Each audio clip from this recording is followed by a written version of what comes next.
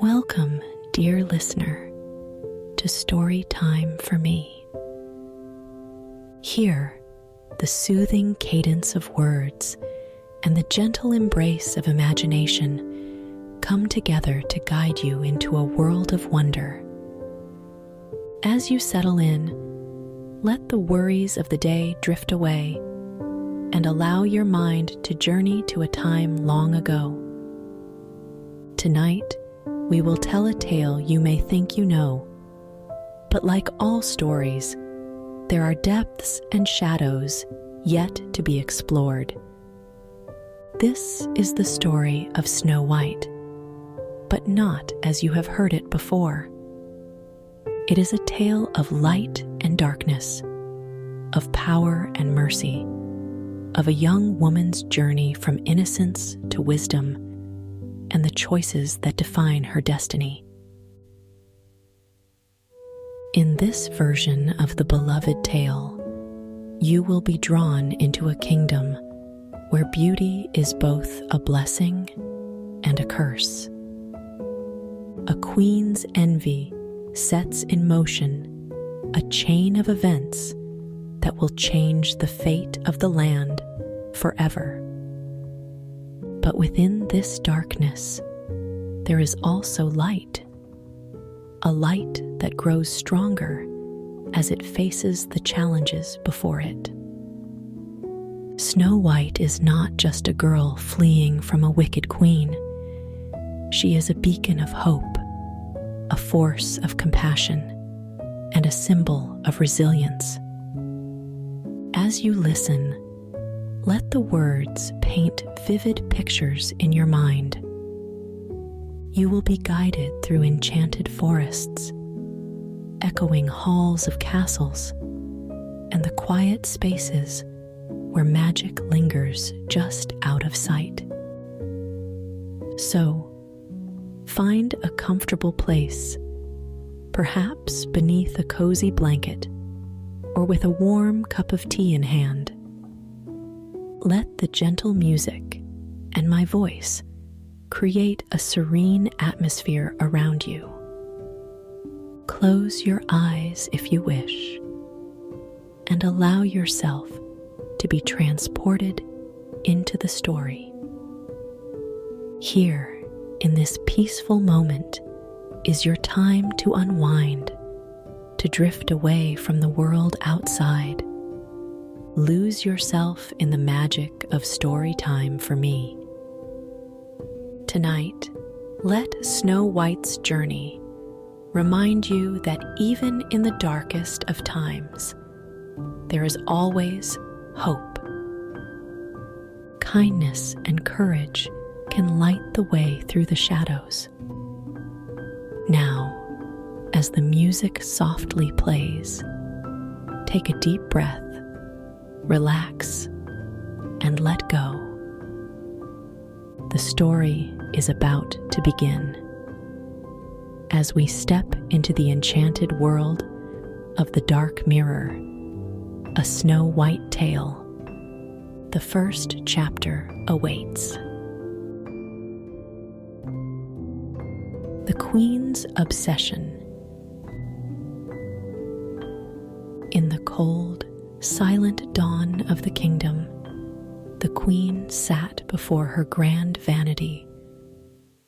Her reflection stared back, still beautiful enough to captivate a room. Yet, faint lines at the corners of her eyes whispered the cruel truth of time's passage. She traced them with trembling fingers, her touch feather-light, as if sheer will could erase the evidence of her age. The room around her was a palace of mirrors, each one a reminder of her fading youth. Yet none could comfort the fear gnawing at her heart. Every day, she grew older, while the world outside waited to crown a new beauty. It was on one of these bleak mornings, as she despaired over her reflection, that the queen first encountered the dark mirror.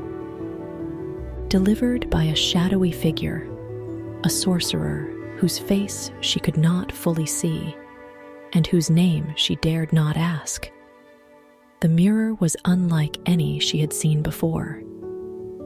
Its frame was wrought from black iron, twisted into unnatural shapes that seemed to writhe like living things. The glass itself was dark, almost opaque. Yet when the queen looked into it, her own reflection did not stare back. Instead, the mirror's surface rippled, revealing images from the depths of her darkest dreams. The sorcerer promised that the mirror would answer any question she asked, but warned her that the truth it revealed would be of a kind few could bear. Despite the warning, the queen's vanity overcame her caution. She demanded of the mirror, "Who is the fairest of them all?" A question she had asked of every mirror in her possession. The dark mirror's surface twisted. From its depths came a voice, low and serpentine, that whispered into her very soul. "You are fair, my queen," it began, and for a moment, relief washed over her. But then, the voice continued, "Yet another's beauty will soon eclipse your own." The queen's heart froze as the image of a young woman with skin like snow and lips as red as blood began to take shape in the mirror. Though the face was still faint, barely more than a ghostly outline, the queen knew in that instant who it would become. Snow White, her stepdaughter. As the queen stared into the mirror, a scene unfolded in the glass. Snow White, in her innocence, walked through the palace gardens, her laughter like the chiming of delicate bells. She was surrounded by the warmth of the sun, the affection of the palace staff, and the love of the people. Unaware of the darkness that watched her from the palace windows, she picked flowers, her every movement a dance of grace and youth. Snow White had not yet come into her full beauty, but the promise of it was undeniable. And it was this promise that the queen feared most. For while Snow White remained blissfully ignorant of her stepmother's growing malice, the queen knew that the day would come when her own beauty would pale in comparison to the girl's. From that day forward, the queen became a slave to the dark mirror. Every morning and every night, she would stand before it, demanding to know how long she had left before Snow White's beauty would surpass her own. The mirror, feeding on her fear and vanity, would show her images of Snow White, each one more beautiful than the last, each one closer to the day when the prophecy would be fulfilled. The queen's obsession grew, twisting her once sharp mind into a labyrinth of envy and paranoia. She could no longer see herself in any mirror without seeing the shadow of Snow White behind her. A shadow that grew darker and more menacing with each passing day. Snow White's innocence. The first light of dawn had barely touched the palace towers when Snow White rose from her bed. Her delicate feet slipped onto the cool stone floor. The palace, though vast and grand, felt like home to her. It was a place where every corridor whispered memories of her childhood. Every servant greeted her with a warmth that belied the cold marble walls. Snow White's day began with tending to the small garden she had nurtured just outside her window. A patch of earth where the most vibrant flowers bloomed under her gentle care. She hummed softly as she worked, her voice blending with the morning bird song. The air filled with a serene melody that seemed to banish the shadows of night. Yet, beneath the surface of her idyllic life, Snow White felt the subtle currents of tension. The queen, once a distant but not unkind figure, had grown colder with each passing year. Her smiles were now tight, her words laced with a sharpness that Snow White could not understand. There were moments, fleeting but unmistakable, when Snow White would catch the queen watching her. The queen's eyes were dark and unreadable, as if weighing Snow White with an invisible scale. Though she could not comprehend the cause, Snow White sensed that the affection she once received from her stepmother had curdled into something bitter and hostile. Snow White's thoughts often drifted to her mother, a figure cloaked in mystery and reverence. The queen had rarely spoken of her, and what little Snow White knew came from the servants who had cared for her as a child. They told tales of a woman whose beauty was matched only by her kindness, a queen beloved by all who knew her. There were whispers, too, of a lineage steeped in ancient magic, a power that flowed in the bloodline of Snow White's mother. These whispers intrigued Snow White, though they were always quickly silenced in the presence of the current queen, who seemed to shun any mention of the past.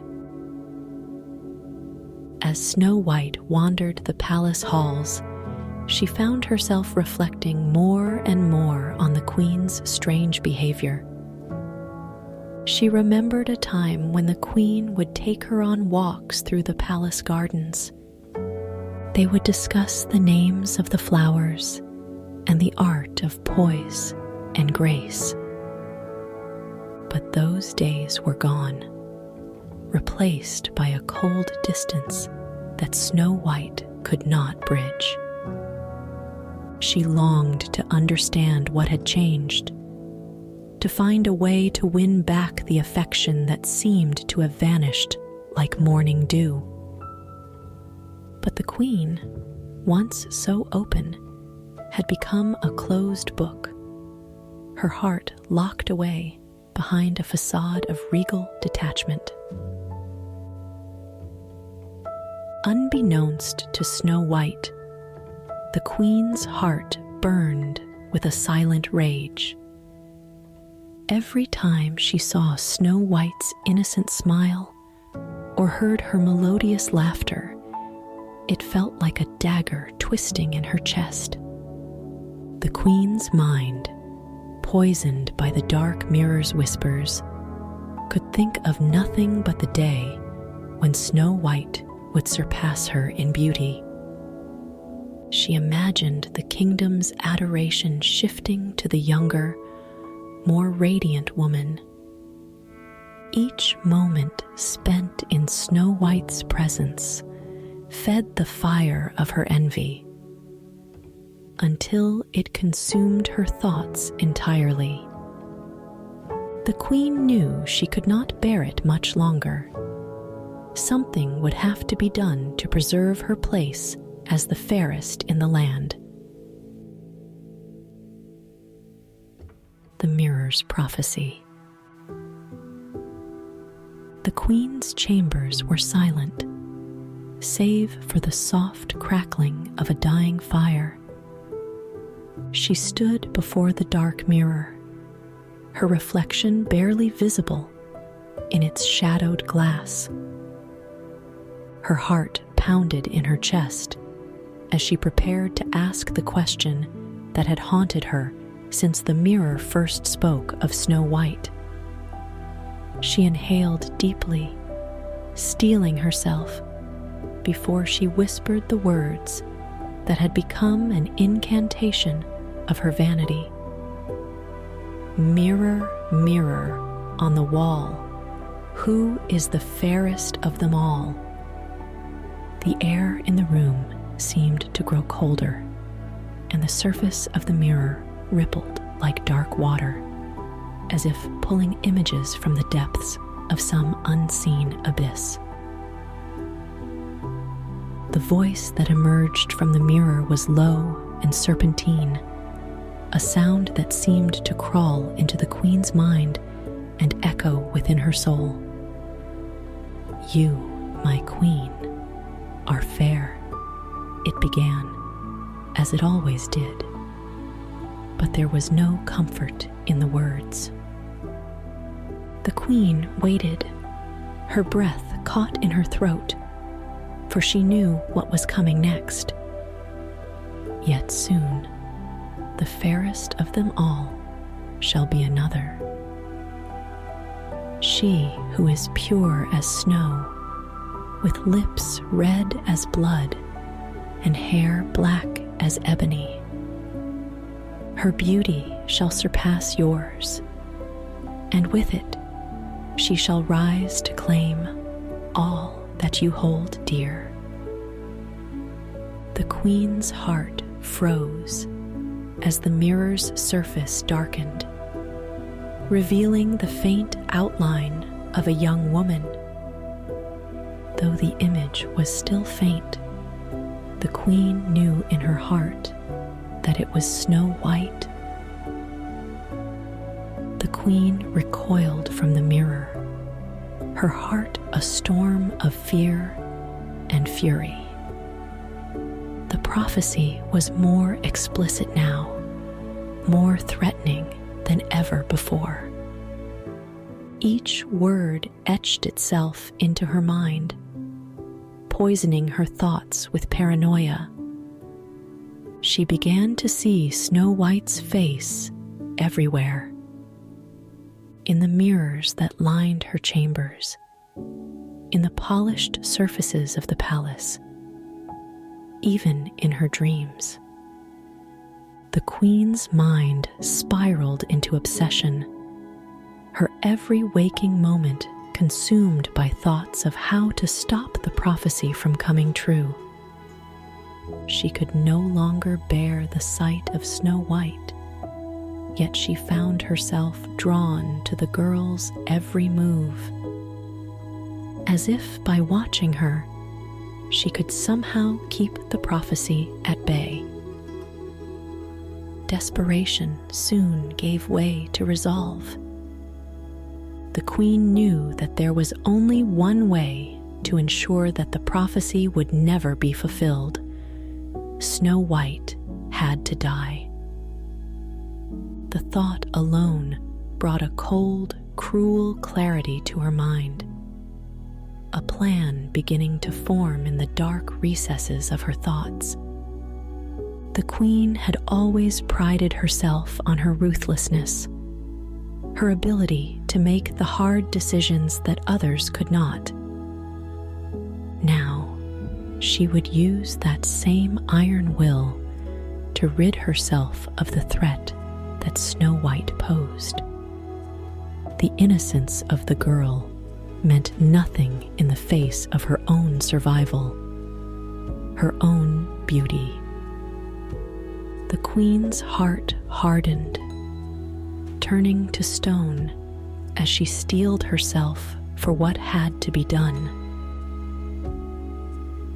The next morning, the queen summoned the huntsman to her private chambers. He was a man known for his skill in the hunt and his loyalty to the crown, qualities the queen intended to exploit. She did not mince words as she gave him his orders, her voice as cold and unyielding as the steel of his blade. "Take Snow White into the forest," she commanded, "and kill her. Bring me back her heart as proof." The huntsman, though a seasoned killer, could not hide his shock, but the queen's gaze bore into him, leaving no room for doubt or hesitation. He nodded, his face pale but resolute, and left to carry out his grim task. The queen watched him go, a cruel satisfaction settling over her.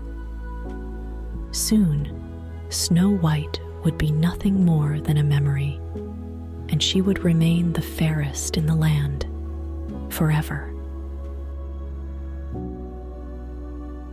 The huntsman's betrayal. The huntsman trudged through the palace corridors, his heavy boots echoing in the silence. He wrestled with the weight of the task before him. He had served the crown for many years, his hands stained with the blood of countless creatures. But this command was different. The queen had ordered him to take the life of an innocent girl, a girl he had watched grow from a child into a young woman with a heart as pure as the snow for which she was named. As he prepared for the grim journey into the forest, his mind churned with doubt. He had always prided himself on his loyalty, but now that loyalty was being tested in a way he had never imagined. Could he really carry out such a monstrous deed? The next morning, the huntsman approached Snow White as she tended to her garden. He forced a smile, masking the turmoil within him, and invited her on a walk through the forest. Snow White, ever trusting and eager for the company, agreed without hesitation. Together, they ventured deep into the woods, where the trees grew thick and the light of day struggled to penetrate the canopy.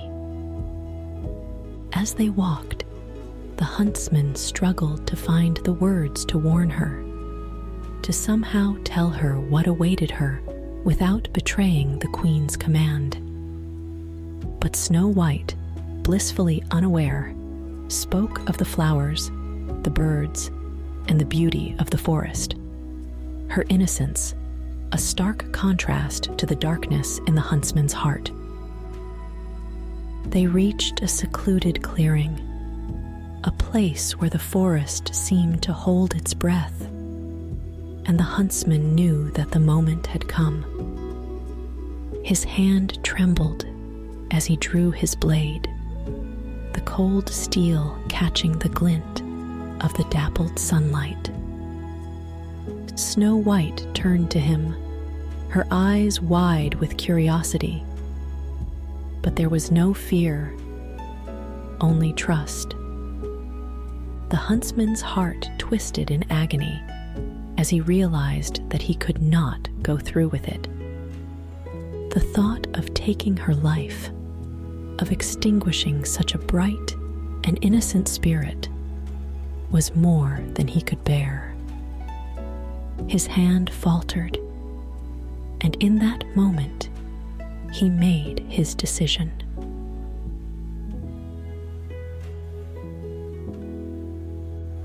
Run, Snow White, the huntsman whispered urgently, his voice thick with emotion. Run and never return to the palace. Snow White stared at him in confusion, but the urgency in his voice and the fear in his eyes made her heart race. The queen, she wishes you dead, he continued, his words tumbling out in a desperate rush. You must flee, now, before it's too late. Snow White's breath caught in her throat as the realization of the huntsman's words sank in. Without another word, she turned and fled into the depths of the forest, her heart pounding with terror and sorrow. The huntsman watched her go, his blade falling to the ground as he sank to his knees, overcome with relief and guilt. Snow White ran blindly through the forest, her mind a whirlwind of fear and confusion. How could the queen, her stepmother, wish her harm? The queen had always been distant, but Snow White had never imagined such malice could exist in her heart. Tears streamed down her cheeks as she stumbled through the undergrowth, her legs trembling with exhaustion. She had no idea where she was going, only that she had to get as far away from the palace as possible. The forest, once a place of beauty and peace, now seemed a dark and sinister labyrinth filled with unseen dangers. Snow White knew she could not go back, but she had no idea how she would survive alone in this wild, unforgiving place. Into the dark forest. The deeper Snow White ran into the forest, the more it seemed to close in around her. The trees grew taller, their twisted branches forming a canopy that blotted out the sky. The world below was left in perpetual twilight. The air was thick with the scent of moss and damp earth. Every sound, her own breathing, the crunch of leaves beneath her feet, the distant calls of unseen creatures, seemed amplified in the silence. The forest was ancient, its very essence steeped in magic, both dark and mysterious. Snow White could feel it in the way the shadows moved, in the way the wind whispered secrets she could not understand.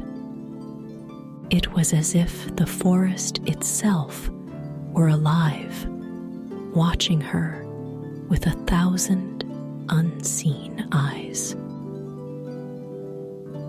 As the hours passed, Snow White's fear grew into desperation. She had no idea where she was, and every direction seemed as hopeless as the last. She stumbled over roots and rocks, her once elegant dress now torn and muddied, her skin scratched by the thorns that seemed to reach out to grasp her. Hunger gnawed at her stomach, and her throat was parched from the long run. She searched for something, anything that could offer her sustenance. But the forest was unforgiving. The berries she found were either bitter or too unfamiliar to risk, and the streams she came across were either dry or fouled with mud. Snow White had never felt so alone, so utterly lost, as she did in the depths of that dark, unyielding wilderness. Unbeknownst to Snow White, she was not as alone as she believed.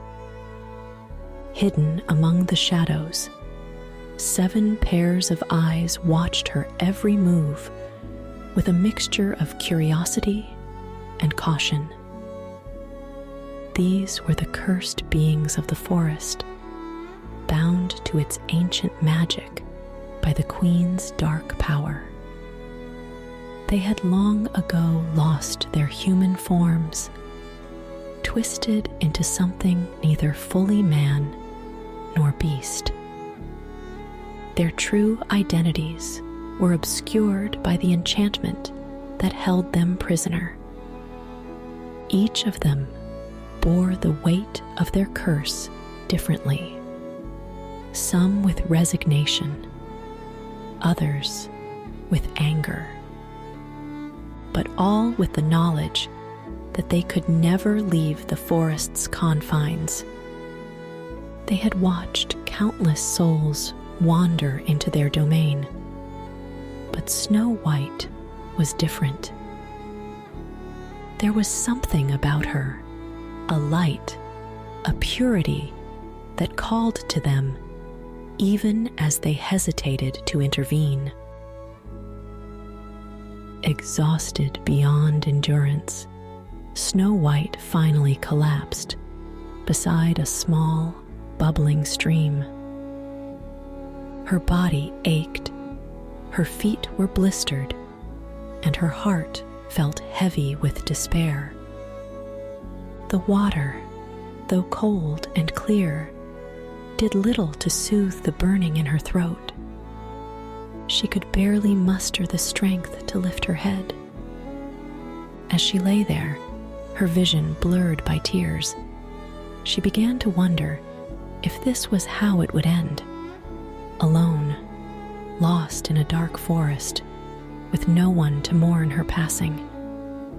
She thought of the palace, of the life she had once known, and of the Queen, whose betrayal had driven her to this desolate place. A deep, aching sadness filled her, and for the first time, she allowed herself to cry openly, her sobs echoing through the stillness of the forest. The enchanted beings, still hidden among the trees, watched Snow White's sorrow with a growing sense of unease. They had seen many souls enter the forest, but few had stirred such emotions within them. The leader of the group, a being with eyes that glowed like embers in the night, made a decision. "We cannot let her die here," he said, his voice rough from years of disuse. The others murmured in agreement, some with reluctance, others with resolve. Slowly, cautiously, they emerged from the shadows, their forms taking shape in the dim light. Snow White, lost in her grief, did not notice them at first. But when she finally looked up, she gasped in shock and fear. The beings stood before her, strange and otherworldly, their appearances a mix of the familiar and the terrifying. But despite their fearsome appearance, there was no malice in their eyes, only a wary kindness. "Come with us," the leader said, extending a hand. Snow White hesitated, but seeing no other choice, she took his hand, allowing them to guide her deeper into the heart of the forest, to a place where their story and hers would truly begin. The enchanted beings. Snow White followed the beings deeper into the forest, her heart pounding with both fear and curiosity. The trees grew denser, the air thicker with the scent of moss and earth, as they led her to a place where the forest seemed to hold its breath. The beings moved with a grace that belied their strange appearances, each one a unique blend of man and beast, their forms twisted by the dark magic that bound them to the forest. The leader, the one with eyes that glowed like embers, was the most imposing of them all. His broad shoulders and powerful frame reminiscent of a bear, yet his movements were as fluid as water. As they reached a small clearing, Snow White caught her breath at the sight before her. A hidden dwelling nestled among the trees, its structure formed by the living wood and stone of the forest itself. It was both ancient and alive, a place where time seemed to stand still. The beings guided Snow White inside, where the air was warm and the light was soft, filtered through the canopy of leaves above. The interior was simple, yet filled with a sense of magic that permeated every corner. Shelves lined the walls, filled with strange artifacts and books bound in leather so old it had cracked with age. A fire crackled in the hearth, casting flickering shadows that danced along the walls. The leader of the beings gestured for Snow White to sit, and she did so, her eyes wide with wonder and caution. One by one, the beings introduced themselves, their voices carrying the weight of years spent in the forest's grasp. They told her of their curse, of how the Queen's dark magic had twisted their bodies and bound them to this place, unable to leave or regain their true forms. They had once been noble men, warriors, and scholars, but now they were something else entirely. Creatures of the forest, bound to its ancient magic. Though they had decided to help Snow White, the beings were not without their doubts. They had seen many pass through the forest, and few had proven worthy of their trust. The curse had made them wary, and though they sensed the goodness in Snow White, they could not ignore the possibility that her presence might bring further danger upon them. The leader, whose name was revealed to be Aldrich, voiced their concerns. "We do not know you, and we do not know what bringing you here will bring upon us," he said, his deep voice tinged with both caution and sorrow. The others nodded in agreement, their eyes fixed on Snow White, waiting for her response.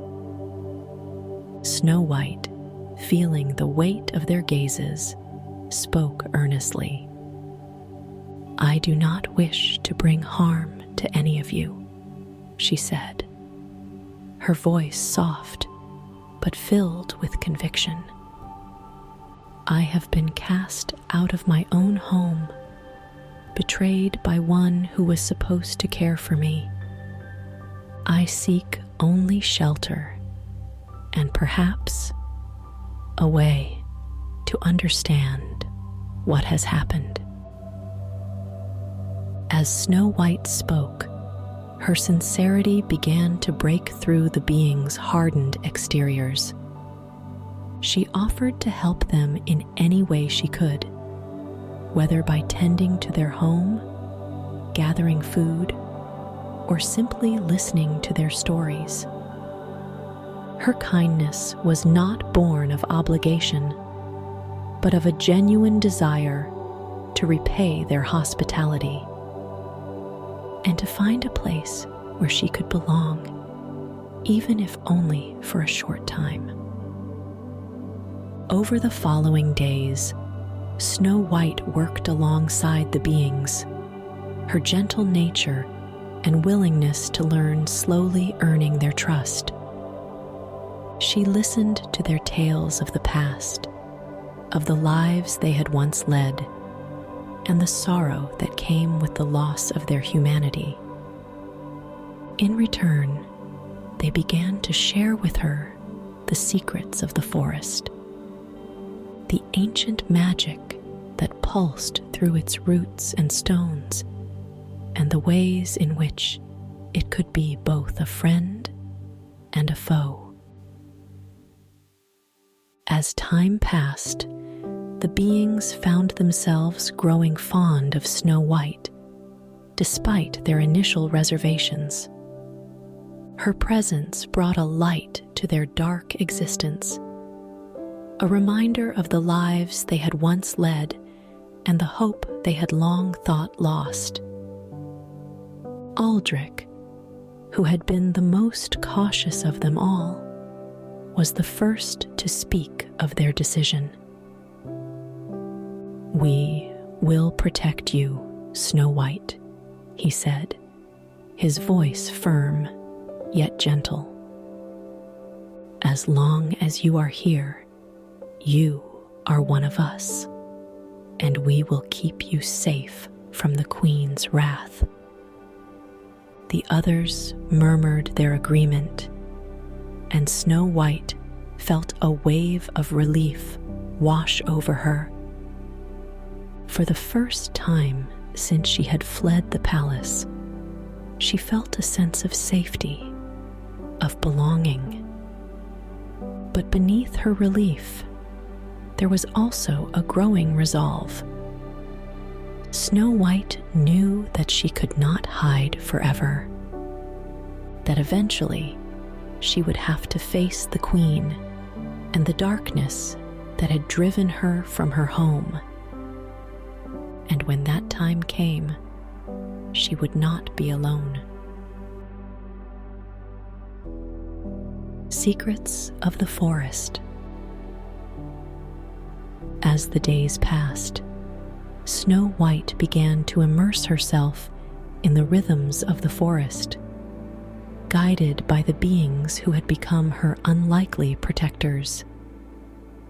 They taught her about the ancient magic that coursed through the trees, the soil, and even the air she breathed. The forest was alive in ways she had never imagined. Its magic was not just in the spells cast by humans, but in the very essence of nature itself. Aldrich, the leader of the beings, explained how the forest's magic could be both nurturing and destructive, depending on how it was approached.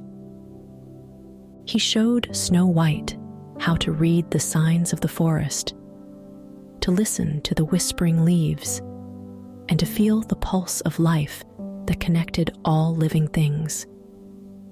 It was a world of subtle energies and hidden powers, where the boundaries between the physical and the mystical blurred. One evening, as the fire crackled softly in the hearth, the beings shared with Snow White the full story of their curse. They had once been men of great renown, knights, scholars, and even a prince, each brought to the forest for different reasons, but all ultimately bound by the same fate. The Queen, in her younger years, had sought to control the forest's magic, believing it would grant her eternal youth and power. But the magic was ancient and unforgiving, and when she tried to bend it to her will, it lashed out. The 7 men had been caught in the crossfire, their bodies twisted and bound to the forest as a result of the queen's reckless ambition. The curse had not only changed their forms, but had also tied their fates to the forest. If the forest thrived, so did they. If it withered, they would perish. As Snow White delved deeper into the mysteries of the forest, she began to notice something strange. The forest seemed to respond to her in ways it did not with the others. Plants bloomed at her touch, animals approached her without fear, and the very air around her seemed to hum with a subtle, welcoming energy. Aldrich noticed these occurrences and began to suspect that Snow White might possess a latent power of her own, a power inherited from her mother, whose lineage was said to be connected to the ancient magic of the land. Under Aldrich's guidance, Snow White began to explore this power, learning how to channel it and to understand the deeper connection she had with the forest. It was a slow and sometimes frustrating process, but as she grew more attuned to the magic around her, Snow White felt a new strength rising within her, a strength that might one day be enough to challenge the queen. Despite the trust that had grown between them, the beings knew that Snow White's journey was far from over. They understood that she would eventually need to confront the queen, and they were determined to ensure that she was ready. To this end, they devised a series of trials to test her resolve and to push her powers to their limits.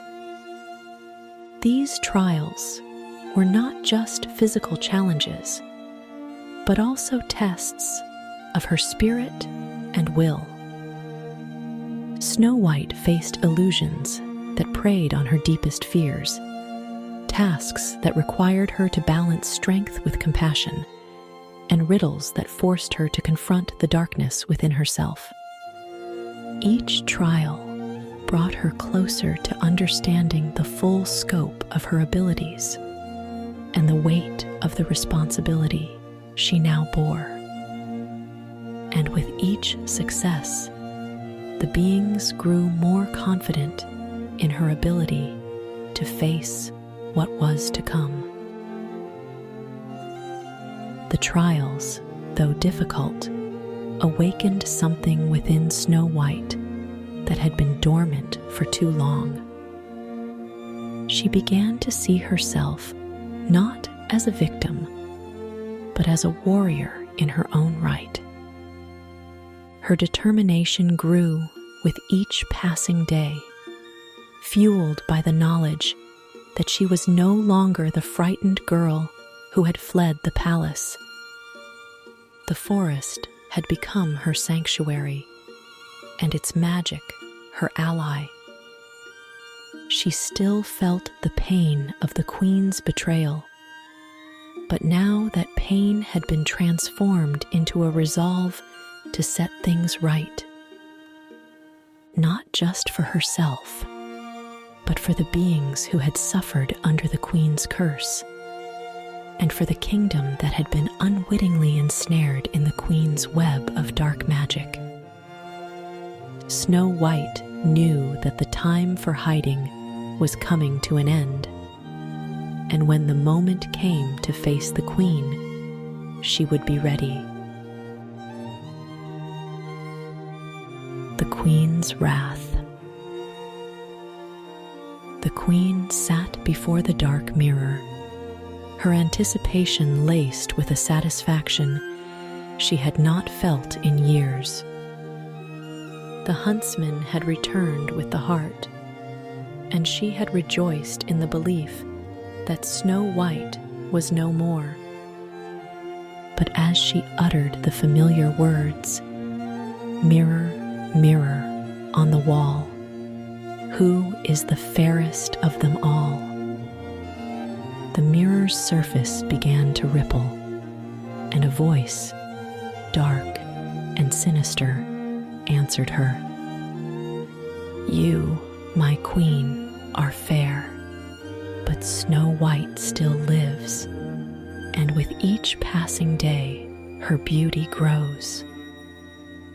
The queen's breath caught in her throat, and for a moment, the world around her seemed to tilt. Rage, hot and fierce, coursed through her veins as the realization struck her like a physical blow. The huntsman had betrayed her, and Snow White was alive. The queen's fury knew no bounds. The betrayal of the huntsman was a wound to her pride, but the survival of Snow White was an existential threat that she could not ignore. The dark mirror's words gnawed at her sanity, feeding the growing madness within her. She began to see Snow White's face everywhere, in the corners of her vision, in the reflection of every polished surface, in the haunting dreams that plagued her sleep. Her once meticulous appearance became disheveled, her elegant demeanor twisted by the dark thoughts that consumed her. The queen's mind, already teetering on the edge, now plunged into a chasm of paranoia and obsession. She would not rest until Snow White was truly dead, and her place as the fairest was secure. Desperation drove the queen to seek out the darkest of magics.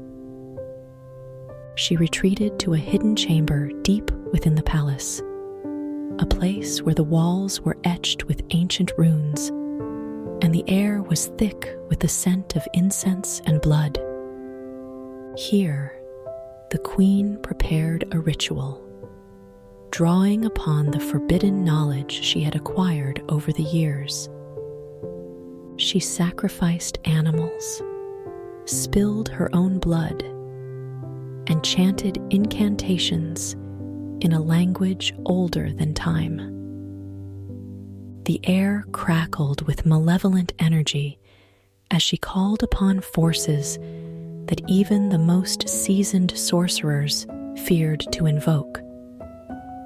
The ritual was designed to amplify her power, to give her the strength to do what must be done, to hunt down Snow White herself and end the girl's life with her own hands. With the ritual complete, the queen felt a new, terrifying strength coursing through her.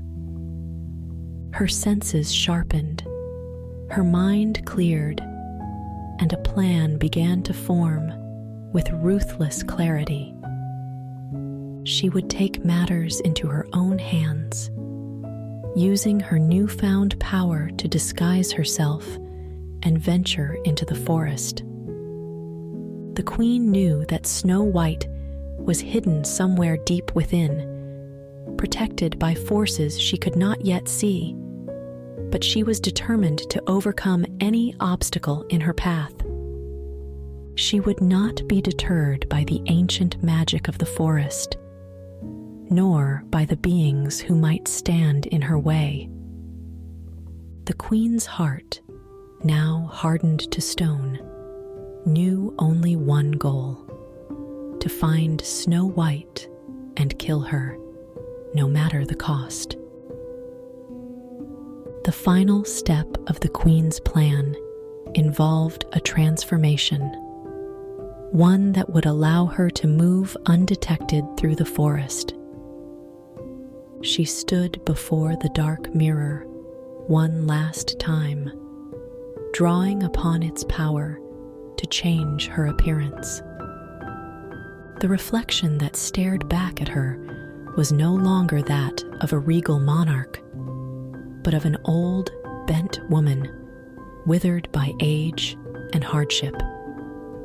Her once beautiful face was now lined with deep wrinkles, her hair a tangled mass of gray.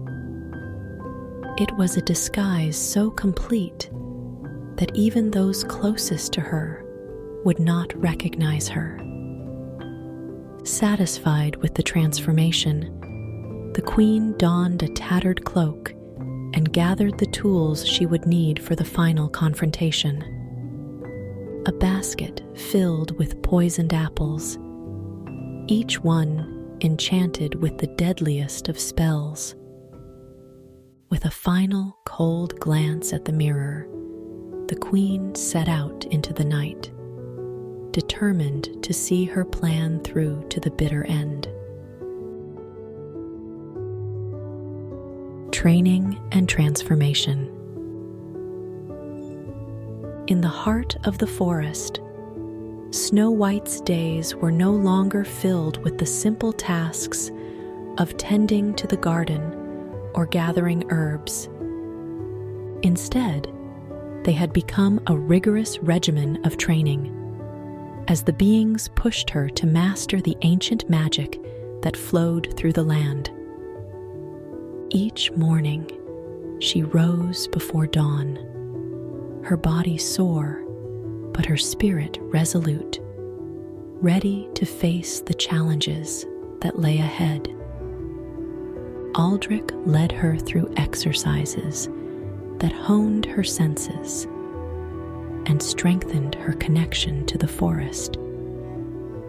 She learned to draw power from the earth beneath her feet, to bend the wind to her will, and to sense the presence of life even in the darkest corners of the woods. The training was grueling, testing her limits both physically and mentally. But with each passing day, Snow White grew stronger, her confidence building with every small victory. As Snow White's training progressed, so too did her bond with the beings who had taken her in. They had become more than just her teachers. They were her friends, her protectors, and in many ways, her new family. Each of the beings had their own way of guiding her, their personalities shining through despite the curse that had twisted their forms. Aldrich, with his stern yet caring demeanor, pushed her to achieve her best, while another being, more playful in nature, taught her the importance of balance and harmony in the use of magic. Their camaraderie grew, filled with moments of laughter, shared meals, and the quiet companionship that comes from mutual respect and understanding. Snow White, who had once felt so alone and adrift, now found herself surrounded by those who believed in her and who were willing to stand by her side in the battles to come. The training was not only a journey of magical discovery, but also one of profound personal transformation. Snow White, who had once been sheltered and naive, began to shed her former self like a snake shedding its skin. The forest, with its trials and teachings, had hardened her in the best of ways. Her body became lean and strong, her reflexes sharp, and her mind quick to adapt to any challenge thrown her way. But more than the physical changes, it was the emotional growth that defined her transformation. Snow White began to understand the complexities of the world beyond the palace walls, where danger and beauty coexisted, and where true power lay not in physical strength, but in the strength of one's character and will. She confronted her fears, her doubts, and the lingering pain of betrayal, forging them into a resolve as unbreakable as steel. One night, as she meditated by the glowing embers of the fire, Snow White experienced a vision, a glimpse of the future that left her both awed and unsettled. In this vision, she saw herself standing before the queen, their confrontation charged with a terrible energy. The queen's face was a mask of hatred and fear, twisted by the dark magic she had wielded for so long. But Snow White also saw herself surrounded by the beings, their forms shimmering with the light of the forest's magic. They were with her, supporting her as she faced the queen in a final, decisive battle. The vision was fleeting, fading as quickly as it had come, but it left a deep impression on Snow White's heart. She knew now, with a certainty she had not felt before, that her destiny was tied to the queen's, and that the time for hiding was fast approaching its end. On the eve of what would be her last day of training, the beings gathered around Snow White with solemn expressions. Aldrich stepped forward, holding a small, intricately carved box in his hands. "You have come far, Snow White," he said, his voice filled with pride and a hint of sadness. "But there is one last gift we must give you, a gift that has been passed down through the ages to those who are deemed worthy." He opened the box to reveal a delicate silver amulet, its center set with a gemstone that glowed with an inner light. "This amulet carries the essence of the forest's magic," Aldrich explained. "It will protect you from the queen's darkest spells and amplify your own power. But remember, true strength lies within you, not in any object." Snow White accepted the amulet with trembling hands, her heart swelling with gratitude. She knew that this gift was not just a token of their trust, but also a symbol of the bond they had forged. A bond that would give her the courage to face whatever lay ahead. The Poisoned Apple. Cloaked in the guise of an old, bent woman, the queen moved silently through the forest, her eyes narrowed with determination. The transformation had been so complete that even the creatures of the forest seemed to regard her as nothing more than a harmless elder, their eyes sliding past her as she made her way deeper into the woods. The queen had no need for paths. The dark mirror had shown her the way, guiding her through the labyrinth of trees and undergrowth with an uncanny precision. Every step brought her closer to her prey, and her heart, though hardened by dark magic, beat with a cold anticipation.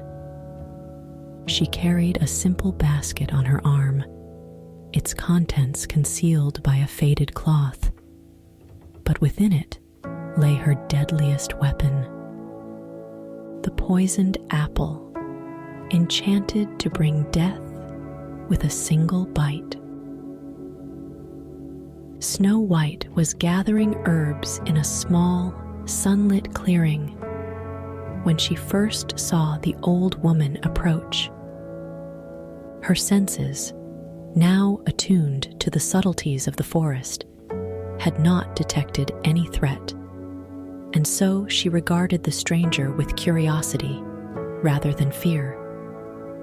The queen, maintaining her disguise, shuffled forward, her voice rasping with feigned exhaustion. "Ah, dear child," she croaked, "would you be so kind as to share some water with a tired old woman?" Snow White, ever kind-hearted, immediately moved to assist, offering the woman a drink from her flask. The queen accepted it with a trembling hand, and as she drank, she watched Snow White from beneath the hood of her cloak, assessing her every move. When she returned the flask, she reached into her basket and withdrew the apple, its red skin glistening like a jewel. "In return for your kindness," the queen said, holding out the fruit, "please accept this apple. It is from my own garden, the sweetest you'll ever taste."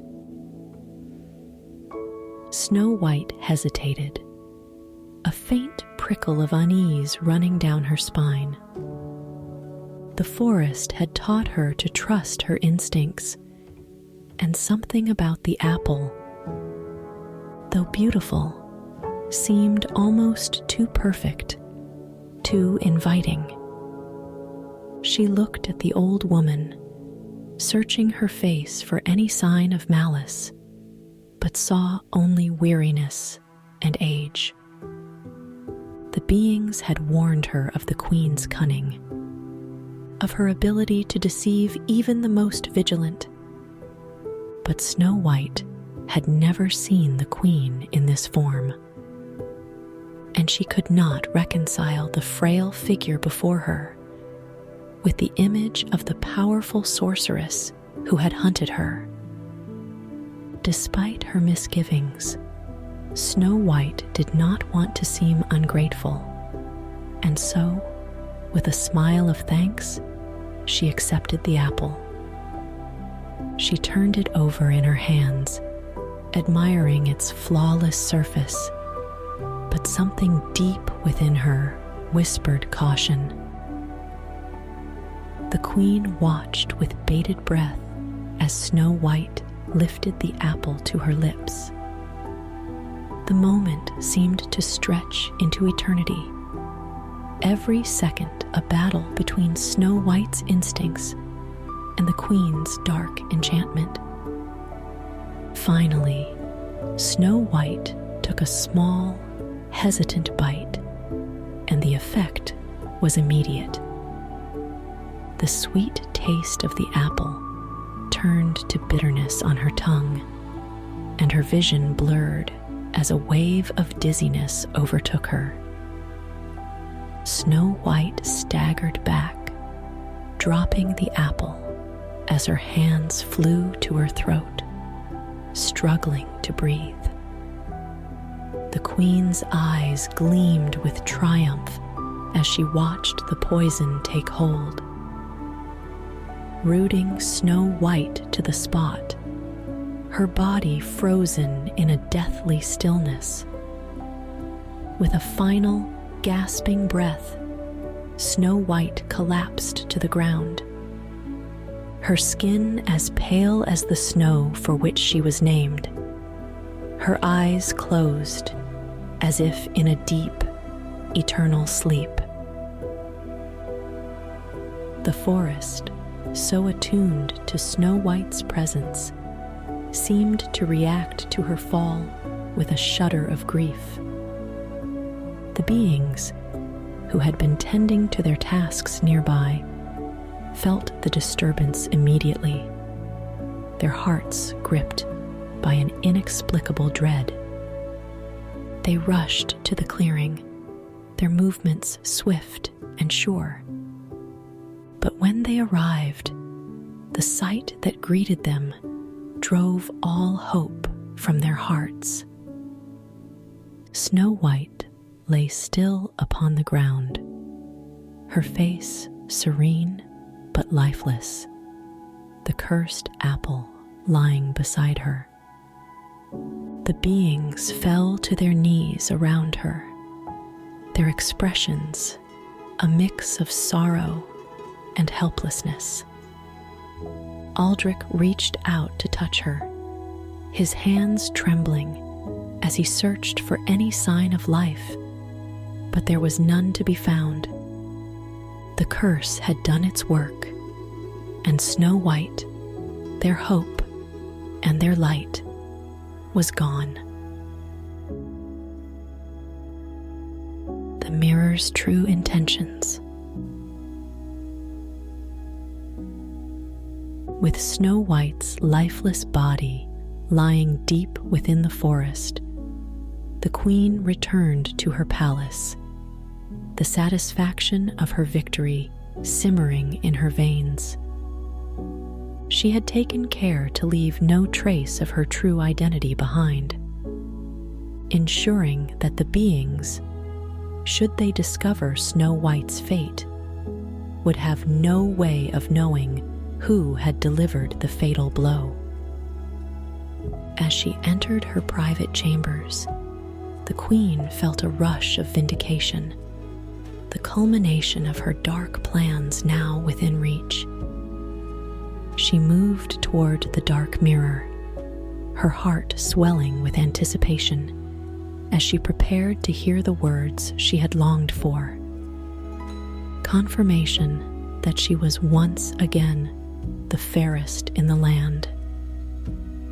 With a twisted smile, she spoke the familiar incantation, her voice echoing in the silent room.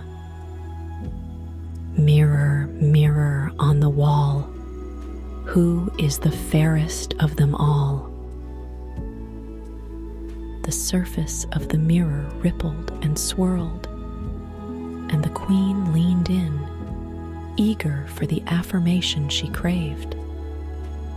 But the voice that emerged was different this time, deeper, darker, as if it came from the very depths of the earth. You are fair, my queen, the voice began, but there was a chilling undertone that made the queen's skin prickle. Yet your fairness comes at a great cost, for you have sown the seeds of your own destruction. The queen's smile faltered as the mirror's surface darkened further, revealing an image that filled her with dread. It was not her reflection that stared back, but the twisted, malevolent visage of the dark mirror's true essence. A force far more powerful and ancient than she had ever imagined. You thought you could control me, the voice hissed, its tone dripping with malice. But it is I who have controlled you, feeding on your envy, your fear, your vanity, and now your soul belongs to me. The queen stumbled back, her heart pounding with a terror she had not felt in years. The truth crashed over her like a wave. She had been nothing more than a pawn in the dark mirror's game, her actions manipulated by its dark power to serve its own ends. The mirror had thrived on her hatred, her obsession with beauty, and now it was too late to turn back. The queen's mind raced as she tried to comprehend the full extent of her folly, but the mirror's voice cut through her thoughts, relentless and unforgiving. "You have given me everything I needed to grow stronger," it taunted. "And now, with Snow White's death, my power is complete. The darkness you have unleashed will consume you, just as it has consumed her." The queen's heart twisted with despair as she realized the full scope of what she had done. She had traded her soul for beauty, but now all she had was an empty victory and a kingdom teetering on the brink of ruin. As the mirror's words sank in, the queen felt a shift in the air. A cold, oppressive force that seemed to seep through the walls of the palace itself. The dark mirror's curse, which had long been confined to the queen's chambers, began to spread throughout the kingdom. Shadows lengthened, the skies darkened, and a chill settled over the land, as if the very heart of the kingdom was being drained of life. The queen watched in horror as the mirror's power extended its reach, turning the once vibrant gardens outside her window into a barren wasteland. The curse was not just a blight upon the land. It was a reflection of the queen's own corrupted soul. And it would continue to spread, destroying everything in its path, unless she could find a way to stop it. Desperation clawed at the queen's mind as she realized the full scope of what she had unleashed.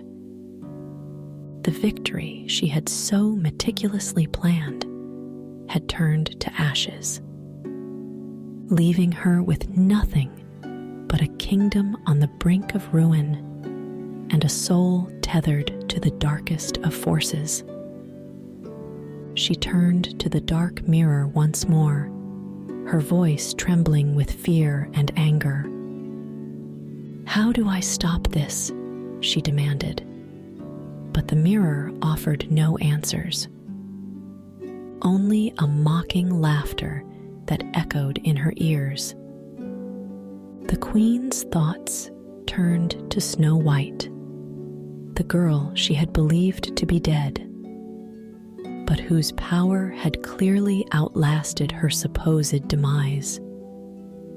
But Snow White was gone, or so she thought, and with her, the hope of restoring order. The queen's mind, teetering on the edge of madness, grasped at straws, her only thoughts now of survival. With no one left to defy her, the queen's rule over the cursed kingdom would be absolute. But it would be a hollow reign, with nothing but darkness spreading across the land. As the curse tightened its grip, the queen's desperation grew. Her once grand ambitions now reduced to a fight against the very forces she had unleashed. The Awakening. Snow White lay still as stone, her body cold, her breath as faint as the whispering wind. The beings had placed her in a crystal coffin, crafted by the ancient magic of the forest, hoping that it might preserve her in some way. Days passed, and the forest mourned her loss, its creatures moving with a solemnity that reflected the grief of the beings.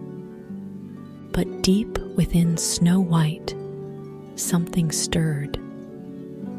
A flicker of life, a faint pulse of the magic that had always been a part of her, inherited from her mother's mysterious lineage. As the sun set one evening, casting a golden light through the trees, that flicker grew into a flame. The amulet given to her by the beings, resting against her chest, began to glow with a soft, warm light. The forest itself seemed to hold its breath, as if waiting for something miraculous to occur. Slowly, Snow White's fingers twitched, her eyelids fluttered, and with a sudden gasp, she drew in a deep breath. The magic of the forest, the power within the amulet, and her own latent abilities had combined to counteract the dark curse that had held her captive. As her eyes opened, she was greeted by the sight of the forest canopy above, the leaves rustling softly as if welcoming her back to life. The beings, who had kept vigil nearby, rushed to her side, their eyes wide with disbelief and joy. Snow White, still weak but filled with a renewed strength, sat up slowly, her mind reeling as the memories of the poisoned apple and her encounter with the queen came flooding back. But instead of fear, she felt a deep, burning resolve. She had been given a second chance, and she would not let it go to waste. The beings could hardly believe what they were seeing, their hearts lifting with a hope they had not dared to feel since Snow White's collapse. Aldrich, his voice trembling with emotion, reached out to touch her hand, as if to assure himself that she was truly alive. "You have returned to us," he said, his eyes shining with gratitude. Snow White smiled, though her expression was tinged with determination. "The forest has brought me back," she replied, her voice steady, and with it, a power I did not know I possessed. The beings exchanged glances, their fears and doubts melting away in the face of Snow White's renewed vigor. They had always believed in her potential, but now they saw that she had become more than just their friend. She had become a force in her own right, capable of standing against the Queen's darkness. As Snow White regained her strength, she began to formulate a plan. She knew that the Queen would not stop until she was certain that Snow White was truly dead, and that the dark magic unleashed by the Dark Mirror was now a threat to the entire kingdom. But Snow White also knew that she could not face the Queen alone. She needed the help of the beings and the power of the forest. The Queen's strength lies in her use of dark magic, Snow White said, addressing the beings who had gathered around her. But that magic has its limits, and it is tied to the very darkness that now threatens the kingdom.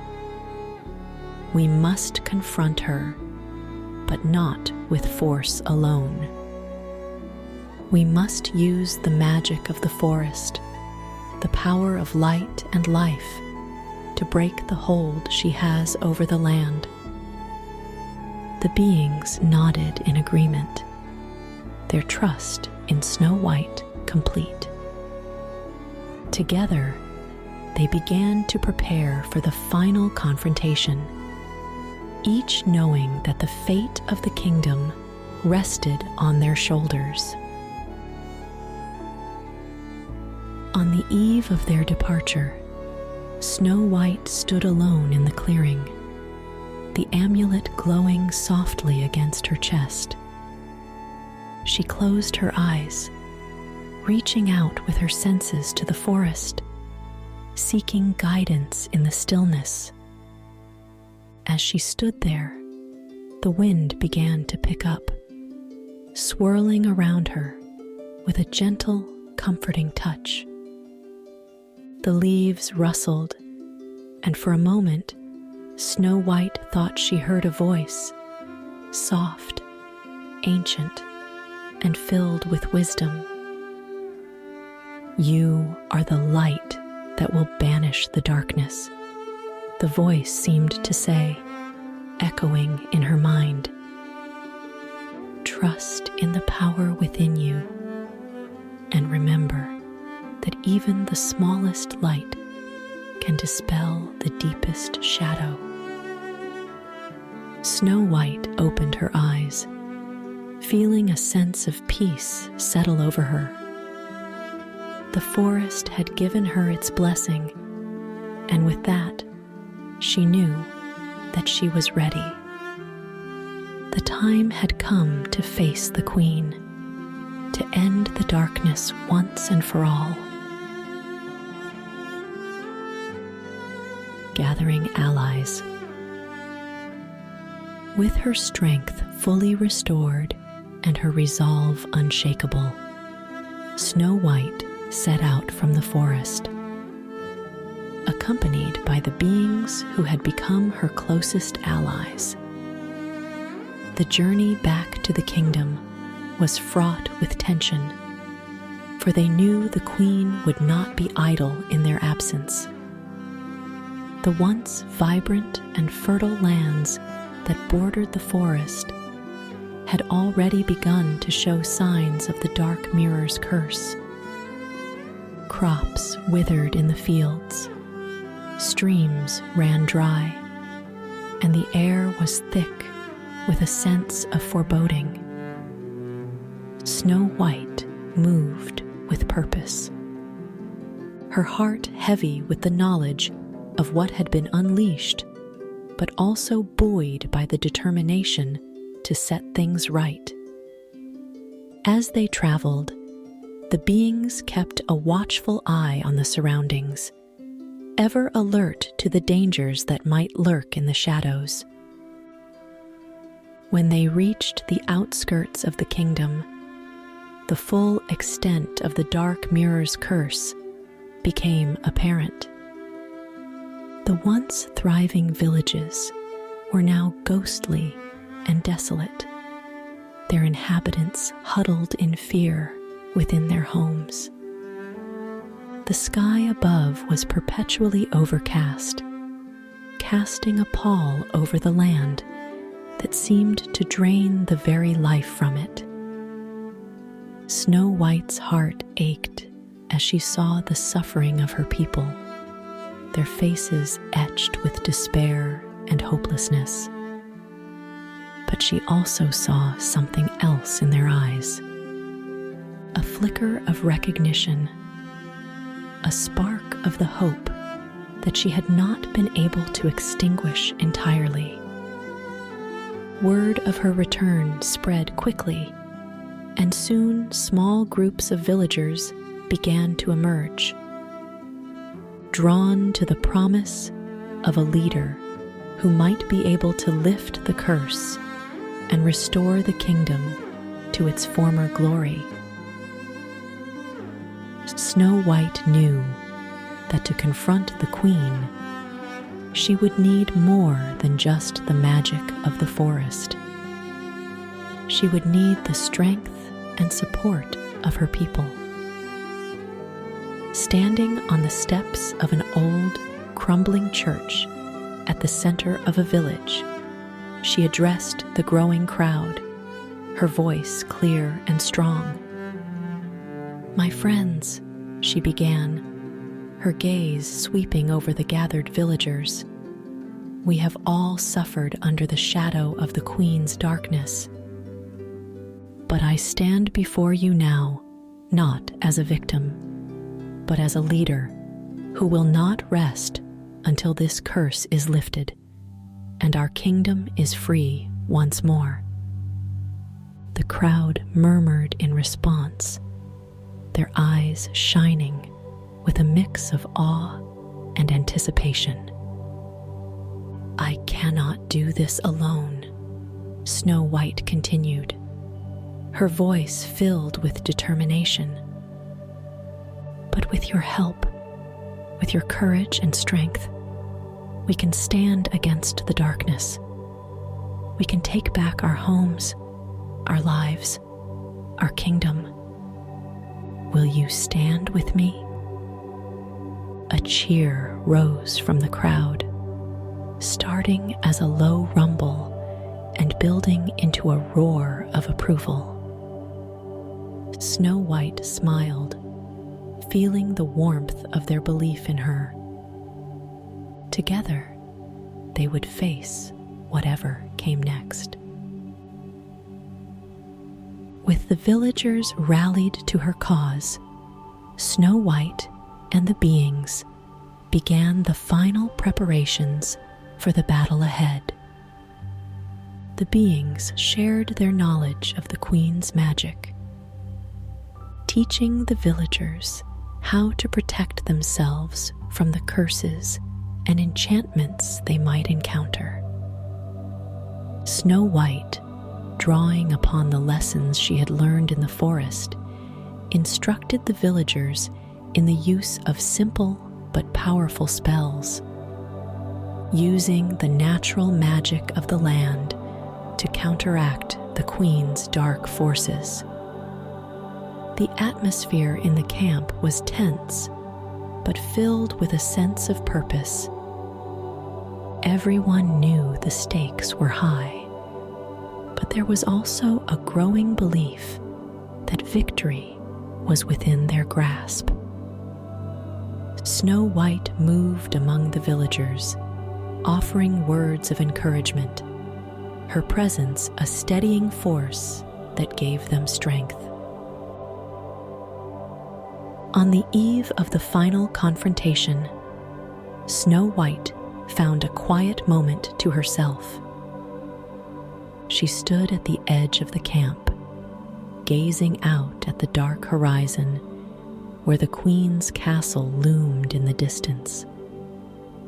The enormity of the task ahead weighed on her, but she felt no fear, only a deep, abiding sense of resolve. She thought of the journey that had brought her to this point, of the lessons she had learned and the people she had met along the way. She thought of the beings who had risked everything to help her, and of the villagers who now placed their trust in her leadership. And she thought of the Queen, the woman who had once been her stepmother, now twisted by envy and dark magic. Snow White knew that the battle would be fierce and that the cost could be high, but she was ready. She had found her strength, her purpose, and she would not falter. With a final deep breath, she turned back to the camp, her heart steady, her mind clear. The time for waiting was over. Tomorrow, they would face the Queen, and the kingdom's fate would be decided. The final confrontation. The dawn broke with a muted light, struggling to pierce the heavy clouds that hung low over the kingdom.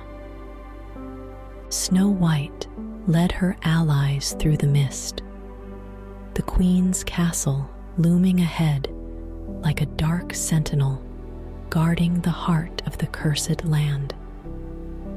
The villagers, emboldened by Snow White's presence, moved with a determined silence, their weapons and spells at the ready.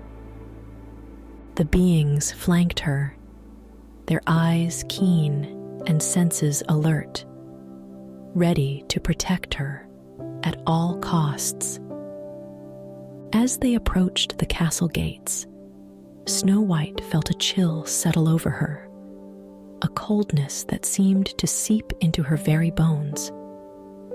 The castle, once a place of grandeur and power, now radiated a malevolent energy, twisted by the dark magic that had taken hold.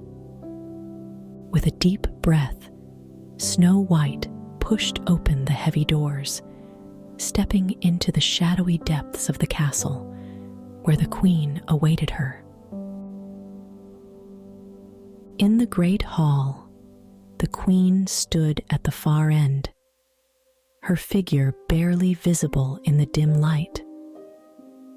Snow White could see the dark mirror behind her, its surface swirling with dark energy, feeding on the queen's malevolent power.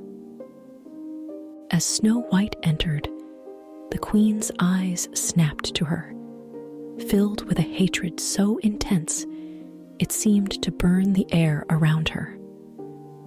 "You dare return," the queen hissed, her voice laced with venom. "Did you think you could defeat me, girl? I have power beyond your comprehension." Snow White met the queen's gaze with unwavering resolve. "Your power comes from darkness," she replied, her voice calm but firm. "But darkness can be banished by the light." With that, the battle began, a clash of wills and magic that sent ripples through the very fabric of the castle. The queen unleashed her dark spells, the air crackling with energy as bolts of shadow shot toward Snow White. But Snow White, drawing on the magic of the forest and the strength of her allies, countered each attack with a force of light. The amulet around her neck glowing with a fierce intensity. As the battle raged, the dark mirror began to pulse with a sinister light, its power growing as it fed on the queen's fury. Snow White realized with a start that the mirror was not just a tool of the queen's magic. It was the source of it, the true heart of the darkness that had consumed the kingdom. The mirror's voice, deep and resonant, echoed through the hall, taunting both the queen and Snow White. "You cannot destroy me," it gloated, "for I am the darkness within you both. As long as hatred and envy exist, I shall endure." The queen, consumed by her obsession, did not seem to hear the mirror's words, her focus entirely on defeating Snow White. But Snow White understood the mirror's meaning all too well. She knew that the battle was not just against the queen, but against the darkness within herself, and within all who had suffered under the mirror's influence. In that moment, Snow White knew what had to be done. She could not simply destroy the queen. she had to break the hold the dark mirror had over her and over the kingdom. Summoning every ounce of strength and magic she possessed, Snow White directed her power not at the queen, but at the dark mirror itself. The amulet around her neck flared with a brilliant light as she focused her energy on the mirror. Channeling the essence of the forest, the life force of the land, and the hope of her people into a single, decisive act. The mirror, sensing the threat, began to resist, its surface roiling with dark energy. But Snow White's will was unyielding. "I reject your darkness," she declared, her voice ringing out with authority. "You have no power here." With a final, tremendous surge of magic, Snow White shattered the dark mirror, its pieces flying apart with a deafening crack. The dark energy that had once filled the room dissipated, leaving behind a stunned silence. As the mirror shattered, the queen let out a scream, a sound of pure agony and despair. The dark magic that had sustained her for so long began to unravel, her body crumpling as the energy was drained from her. Without the mirror's power to sustain her, the queen's true age and frailty were revealed.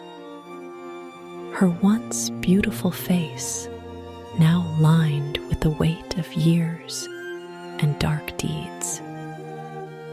She fell to her knees before Snow White, her eyes wide with shock and fear. "What have you done?" she whispered, her voice trembling. But Snow White felt no triumph, only sorrow for what the queen had become. "I have ended your reign of darkness," she replied softly. "But it is not too late for you to find peace."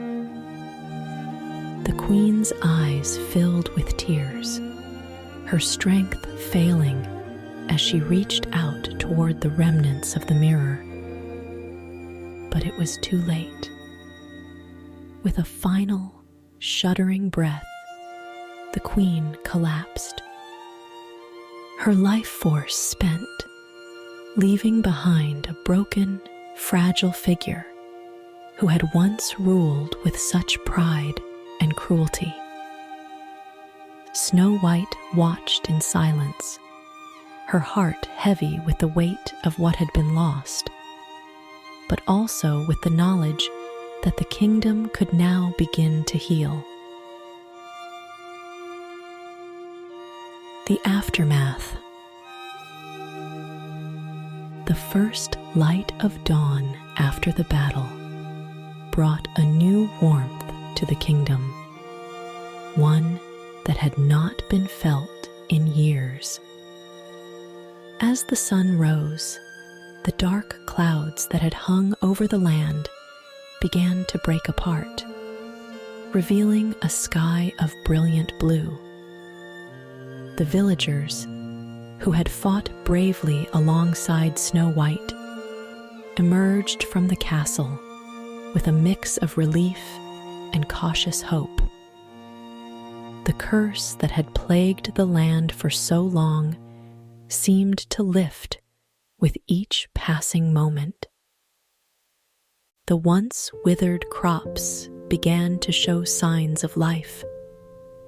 The barren trees sprouted fresh green leaves, and the streams that had run dry started to flow once more. Snow White stood at the gates of the castle, watching as the land began its slow but steady return to life. She could feel the magic of the forest at work. healing the wounds inflicted by the queen's darkness. And for the first time, she allowed herself to believe that the kingdom could truly be saved.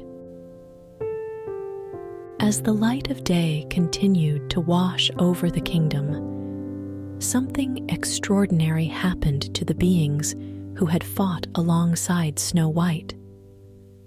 One by one, they began to change, their twisted forms shifting and reshaping until they stood once more as the men they had been before the queen's curse had claimed them. Aldrich, the leader, looked down at his hands, now free of the claws that had once marked him, and felt a deep sense of relief and joy. The curse had been broken, not just by the shattering of the dark mirror, but by the courage and compassion that Snow White had shown in the face of darkness. The beings, now fully restored, turned to Snow White with expressions of gratitude and admiration. "You have freed us," Aldrich said, his voice filled with emotion. "Not just from the queen's curse, but from the darkness that had taken hold of our hearts. We are forever in your debt." The news of the queen's downfall and Snow White's role in breaking the curse spread quickly throughout the kingdom. Villagers from far and wide came to the castle, eager to see the young woman who had saved them from the brink of despair. They found her not in the grand halls of the palace, but among the people, helping to rebuild what had been lost, offering comfort and guidance where it was needed most. It did not take long for the people to begin calling for Snow White to take her rightful place as their queen. Though the thought of ruling had never been her ambition, Snow White knew that this was her responsibility, a role she was ready to accept. On a clear, bright morning, with the kingdom gathered to witness, Snow White was crowned queen, her ascension a symbol of the new era of peace and prosperity that was to come. As she looked out over her people, she felt a deep sense of purpose and connection, knowing that she would rule not with fear or envy, but with love and wisdom. In the days that followed her coronation, Snow White often found herself reflecting on the journey that had brought her to this point. The queen's obsession with power and beauty had nearly destroyed the kingdom, and Snow White had learned firsthand the dangers of letting such desires consume one's soul. She had seen how the pursuit of physical beauty could lead to the corruption of the spirit, and how true power lay not in domination, but in the ability to inspire, to heal, and to lead with compassion. As she walked through the gardens that were once again in full bloom, Snow White made a silent vow to herself and to her people. She would never allow the darkness of envy and fear to take root in her heart. She would be a queen who valued the strength of her character above all else, and who saw the beauty in the resilience, courage, and kindness of her people. The kingdom under Snow White's rule, began to flourish as it had not done in years. The land was fertile once more. The people found joy in their daily lives, and the castle, once a place of fear, became a beacon of hope and light. Snow White surrounded herself with trusted advisors, including the beings who had fought beside her, now her closest allies and friends. Together, they worked to rebuild the kingdom, not just physically, but also in spirit, fostering a sense of unity and peace that had been lost under the Queen's rule. As the years passed, Snow White's reign became known as a golden age, a time when the kingdom was guided by wisdom and compassion. And though she carried the memories of the darkness she had faced, Snow White knew that they had only made her stronger, more determined to protect the light that now shone so brightly over her kingdom. As she stood on the balcony of her palace, watching the sun set over the peaceful land, Snow White smiled, knowing that this was only the beginning of a new, prosperous era for her people. Redemption or ruin. In the days following the Queen's downfall, her body was found where it had fallen, frail and lifeless, in the great hall of the castle. Snow White, though victorious, could not help but feel a pang of sorrow for the woman who had once been her stepmother. The Queen had been consumed by her own darkness, but she had not always been so. Snow White ordered that the Queen be buried with dignity. Her final resting place, marked with a simple stone, far from the grandeur she had once sought. The inscription on the stone bore no mention of her crimes or her title, only her name, a reminder that she had once been human, and that even the greatest of evils can be born from a soul that had once known love and light. The kingdom moved forward, but the memory of the Queen's tragic fall remained, a cautionary tale told to remind the people of the dangers of letting fear and envy rule one's heart. With the Queen's death, the shattered pieces of the dark mirror were gathered and brought to Snow White. The mirror, once a source of immense power and corruption, now lay in ruins, its dark magic seemingly extinguished. But Snow White knew that the mirror's legacy was not so easily erased. She could feel the lingering darkness within the shards, a residual power that, though diminished, still held the potential to corrupt and destroy. Snow White consulted with her closest advisors, including Aldrich and the beings who had helped her, on what should be done with the remnants of the mirror. They agreed that it could not simply be destroyed, for such power might return in another form.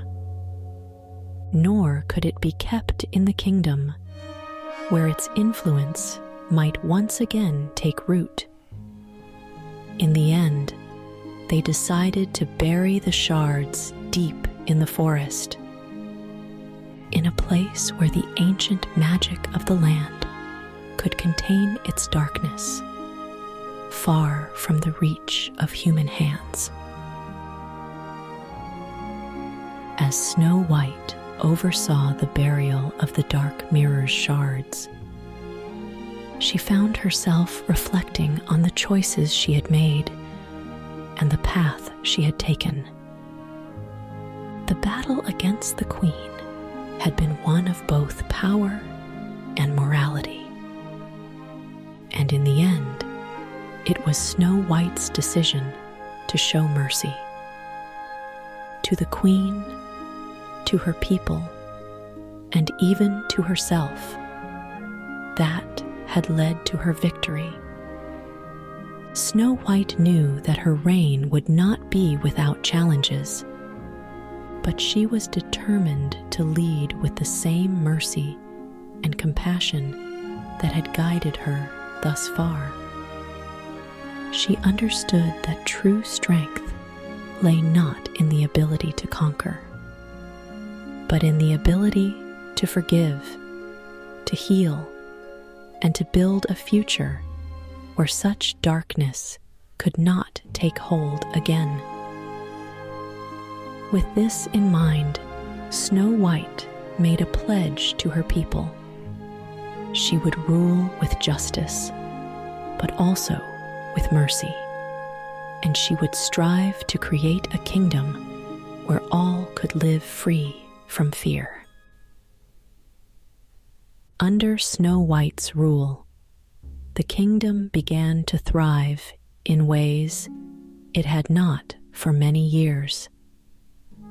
The people, once divided by the Queen's tyranny, now found unity in their shared hope for a brighter future.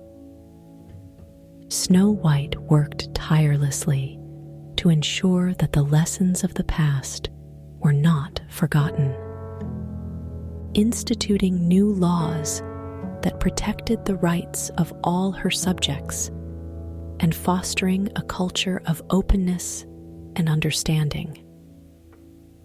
The beings who had once been cursed by the Queen took on roles as advisors and protectors. Their knowledge of the forest and its magic invaluable to the kingdom's continued prosperity. The land, once blighted by the Queen's darkness, flourished under Snow White's care. With fields of golden wheat, lush forests, and rivers that sparkled in the sunlight, the kingdom became known far and wide as a place of peace and plenty, a beacon of hope in a world that had seen too much darkness.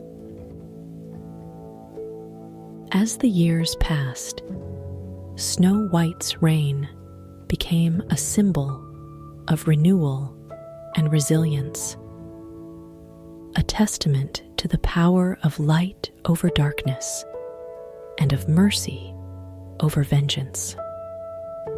The story of the Queen and the Dark Mirror was passed down through the generations, not as a tale of simple good versus evil, but as a reminder of the complexities of the human heart. Snow White herself often reflected on the journey that had brought her to the throne and the lessons she had learned along the way. She knew that she had been tested in ways she could never have imagined, but she also knew that those tests had made her the ruler she was, strong, compassionate, and wise. The kingdom flourished under her guidance, but Snow White never forgot the darkness she had faced, nor the light she had fought so hard to protect. As she looked out over her thriving kingdom, she knew that this was the legacy she would leave behind. a legacy not of power or beauty, but of kindness, mercy, and hope. The Mirror's Whisper. In a secluded part of the forest, far from the bustling life of the kingdom, the shards of the dark mirror lay buried deep beneath the earth. The forest had reclaimed the area, with thick moss and wildflowers covering the ground, and ancient trees standing sentinel over the resting place of the shattered relic. Yet, as peaceful as the scene appeared, there was an undercurrent of unease, a subtle tension that lingered in the air. The shards, though broken and powerless, still held a whisper of the darkness that had once threatened the kingdom. It was faint, almost imperceptible, but those who knew how to listen could hear it. A soft, insidious whisper that spoke of envy, fear, and ambition. It was a reminder that darkness, though defeated, could never be fully eradicated, but only kept at bay by the vigilance of those who guarded the light. Time moved forward, as it always does, and the story of Snow White's victory over the Queen became legend. Yet, within the palace, Snow White was ever mindful of the lessons she had learned. She knew that power, even when wielded with the best intentions, had the potential to corrupt. She had seen it in the Queen, whose desire for beauty and control had led to her downfall, and she had felt the seductive pull of the dark mirror's influence during their final confrontation. Snow White understood that the battle between light and darkness was not a single event, but a cycle that repeated throughout history. Each generation faced its own challenges and temptations. It was a sobering thought, but also a motivating one, for it meant that her work as queen was never truly done. She would continue to lead with wisdom and compassion, aware that the choices she made would set the tone for those who would come after her. As the years turned into decades, Snow White's reign became a symbol of hope and resilience. Her legacy was not defined by the battles she had fought, but by the peace she had nurtured and the lives she had touched. She was remembered as a queen who valued her people above all else, who ruled with a gentle hand but an unyielding spirit. The kingdom, once marred by darkness, became a beacon of light in a world that often struggled with its own shadows. Snow White's story was passed down through the generations, a tale of courage, mercy, and the enduring power of love. It was said that as long as her story was told, the kingdom would remain strong, protected by the values she had instilled in her people. On a quiet evening, long after the events that had shaped her reign, Snow White found herself walking alone in the forest, following a familiar path that led to a hidden grove. The air was cool and fragrant, the trees whispering softly as she approached the place where the dark mirror's shards had been buried. She knelt by the spot, her hand brushing the soft earth, and closed her eyes, allowing the sounds of the forest to fill her senses. In that moment, she felt a connection to the land, to the magic that had sustained her, and to the countless souls who had walked this path before her. The whisper of the dark mirror was faint, almost indistinguishable from the rustling leaves, but Snow White heard it, and she smiled gently. "You have no power here," she whispered back, her voice filled with quiet strength. "The light will always prevail." With that, she rose and turned away, leaving the grove behind her as she walked back toward the palace where her people awaited her return. As Snow White disappeared into the twilight, the forest settled into a deep, contented silence. The tale of the Queen and the Dark Mirror had come to an end. But from its conclusion, a new legend was born. A legend of a queen who had faced the darkness within herself and emerged victorious, not through might, but through mercy and love. This new legend would be told for generations to come, a guiding light for those who sought to lead with wisdom and compassion. And so, the story of Snow White, Queen of the Forest, continued to inspire. Her name forever intertwined with the land she had saved and the people she had loved. The whispers of the dark mirror faded into the background, overwhelmed by the light that now shone so brightly. This ensured that the kingdom would remain a place of peace and hope for all who called it home. And so, dear listener, our journey through the kingdom of light and shadow comes to an end. Snow White's tale, with its trials and triumphs, reminds us that even in the darkest of times, hope can be found. True strength lies not in power alone, but in compassion, wisdom, and the courage to face one's inner darkness. Here, at Storytime for Me, we believe in the power of stories to inspire, to heal, and to bring comfort.